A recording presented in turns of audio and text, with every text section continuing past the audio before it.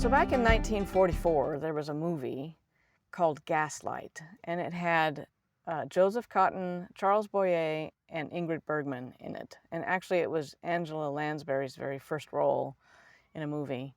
She played the maid. Angela Lansbury was the one that went on to do, Murder, She Wrote and all that stuff. But anyway, since then, well, I think probably within the last 10, 15 years or so, there's been a term that's out there. It's called gaslighting.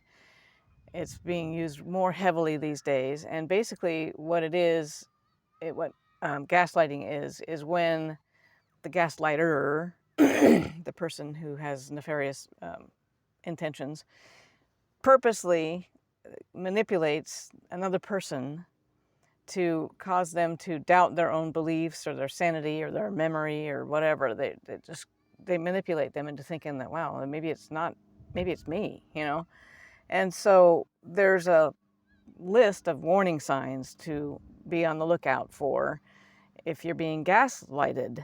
See, they're making up new words every day. So just because some of these things on this list happen does not necessarily mean you're being gaslighted. But it's a list of things to look for if it's a common occurrence, if it's happening all the time, if there's more than one or two or three things on this list that it's like, okay, this is a pattern with this person and with nobody else. Okay, so maybe it's not me, maybe it's that person, maybe that's what they're doing. Because if let's say it was if this manipulator is causing you to doubt your beliefs and to doubt your sanity or your memory or whatever, but at work or at church or out with friends or whatever, your memory is perfectly fine. But at home or whatever with the gaslighter manipulator person, all of a sudden you don't have a good memory. Might not be you, might be them. So here we go. Here's a list, and I will post the link to this list at the bottom under the video so you can look at it and see, oh yeah, this sounds familiar. So one of them is denial, and not denial like in grief, but denial like when the manipulator person or the gaslighter tells the victim or the person that they're manipulating that something never happened. No, that never happened. I never said that. Or that didn't happen that way at all. What are you talking about? I was there. I saw it too. That's not the way it happened. And again, I want to make it clear that just because somebody says that doesn't mean they're gaslighting you. Maybe it is an actual difference of opinion. It's like, oh, okay, yeah, you're right. I saw that way and I saw that way. But it's the I never said that's kind of thing, that sometimes you hear a lot and you're beginning to think, wow, maybe I made that up. Another one is distraction. So the manipulator will start to work on you by saying things like, oh, let's talk about something else. Or, hey, are you hungry? Want to go to get lunch or whatever? While you're trying to bring up something that you want to talk about. It's like, let's say it was the denial thing, it's like both of you went to a party and somebody, looked at somebody else the wrong way or something, and somebody got into a confrontation or whatever. And so now the gaslighter's telling you, no, it never happened that way. You're crazy, but you were there, you were both there. So the distraction part happens when, like, you're trying to bring that up, you're trying to talk to them about this denial thing. And that's when they say things like, hey, next week's so-and-so's birthday. It's like, what's that got to do with this conversation we're having? Things like that. So distracting you from talking about whatever it is they're trying to manipulate you about. Does that make sense? That's kind of a weird way of saying it. So another one is ignoring it or avoiding it completely. So the gaslighter or the manipulator refuses to engage in conversation with the person that they're trying to manipulate to address their concerns, which is basically a little bit of what I was just talking about with distraction. So the ignoring or avoidance thing is like, if you bring it up, if you're going to talk to them about something that you're concerned about, they ignore you or avoid you. It's like they turn up the TV, they put their face into the book, they walk out of the book. Nobody reads books, right? Except me. Like on their phone or something, or they just turn around and walk away, or they go outdoor or whatever, they just ignore you completely. I have personal experience with this one. Another one is not manipulating, minimizing and trivializing your concerns. So let's say you have a serious situation or something happens, and it's usually between you and the manipulator. And so you bring it up, you try to say, hey, we need to talk about this serious situation. And so the manipulator says, oh, no, it never happened that way. That was nothing. That was no big deal. Why are you being such a weenie? You know, it was nothing. Maybe it was something. Another one is projection, and that one is really, really common.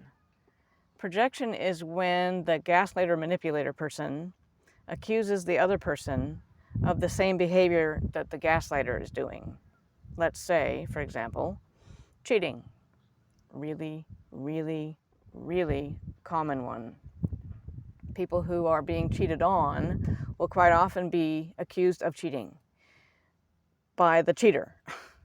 You know, so like you're hiding something, or you're not telling me something, or I think you're lying to me, or I think you're cheating on me, or whatever the case may be. More often than not, they're the ones doing it, not you. Do you see how that works?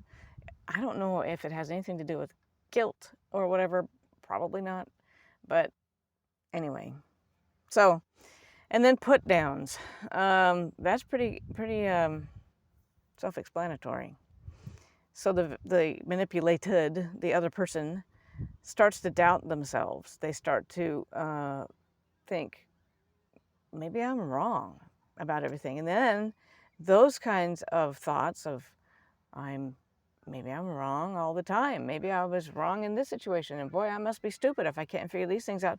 And then this goes back to the fact opinion video that I did a few months back about those opinions that we tend to think of as being fact that aren't actually fact, because a fact is a verifiable thing. So those are opinions. And so you have this gaslighter person putting you down, which is their fact or opinion. It's their opinion. But we take it in and believe it as fact. And so when we start to believe things as fact, we get deeper and deeper and deeper into this, this gaslighting, relationship, which isn't healthy. And that affects our mental health. It affects, how we go out in the world. Some people with gaslighters, like in the movie, isolate them so they can't go out. They can't make friends. They go out to go to work or to the store, and then they come right back. They don't have a social life. They don't have any kind of connection to anybody else but the gaslighter, which is on purpose. So that's not a healthy relationship. Find a way to get the heck out of there, because that's not healthy. So another one is sabotage. And frequently the gaslighter will undermine the victim or the other person's, just undermine them to make them seem incompetent. Like if they get mail in the house or whatever, and it's for this person that's being manipulated, the gaslighter manipulator person will throw it away to make that other person seem incompetent, like they can't even pay their bills. And so they get, a letter from the bill people that says, hey, you're late on your bill. And it's like, no, I never saw that bill. I never got that bill. Well, it's because this other guy threw it away. So now you look incompetent and everything. So damaging the person in a way that they can't actually leave. And that's called abuse, and that's a reportable thing. That one, the sabotage one, and the projection one, the sabotage one, and this coming up one are like the three most common ones. The other one is threats, actual threats of a negative outcome for not trusting what the manipulator says. Frequently, kids are being used as pawns, and they'll say, oh, you're going to get your kids taken away if you keep saying that, or if you keep doing that, or if you don't do what I say. Or they say, like, if you don't do it my way, then I'm out of here. This relationship's over. And let's say you've done Zippo wrong, and you've always accommodated this person, and you've always done what they've said and everything like that. One little thing irritates them, and then they say, well, this is it, I'm out of here. Those are threats. sometimes they're physical, sometimes they're just verbal. I don't want to say just verbal because I think it's more damaging sometimes than actual physical abuse, but abuse is a whole nother topic that we can get into later. But mostly, I wanted to point out that sometimes, like I said in the beginning, sometimes these things happen in normal conversations, in normal relationships that aren't being gaslighted. But if it's a pattern with the same person, you might want to look into this and maybe talk to a therapist, because that will help you to see with another set of eyes, so to speak, whether or not this is really a relationship issue or if it's just a one-off. You know, it happens, you know, maybe 3 or 4 times a week with a couple different people, and then that's it, you know. But if it's a constant thing, or if it's, like I said, with the same person, you need to talk to somebody about it, because that's not a healthy relationship. Quite frequently, I'm not saying this is a 100% thing, but quite frequently, the gaslighters, the manipulators of the world, are the ones who tend toward narcissistic tendencies without diagnosing anybody, without talking to them, but they tend toward those behaviors. And on that note, narcissism and narcissist, that term is thrown around all the time. But it takes you have to hit a certain number of things on the list to actually be qualified or be diagnosed as a narcissist. There's a lot that goes into that, and 9 times out of 10, narcissists don't go to the therapist because they don't need to, because they're perfect. So it's hard to diagnose them in the clinical setting unless they come. So the rest of the world takes it upon themselves to diagnose all these people as being narcissists, and it's like, that's not always true. So there will be another video in the future on narcissism, because I hear it all the time, and I think people need to have some clarification as to what that really is. But anyway, got off topic again. Is that surprising? No. Can I hear a round of no? That's not surprising. So that's a little bit of a rundown on gaslighting and what to look for. And again, I'll put the link to this handout thing at the bottom underneath the video below where the description is. Click on read more. It'll pop up and have the little link for that gaslighting signs. So anyway, hopefully you're not into a relationship like that, but maybe you'll see it in, you know, somebody else's relationship. Maybe you can, hey, you should go see a therapist. So anyway, that was it for now, and I will check out and be back probably in a few days. So until then, take it easy, and I'll talk to you later.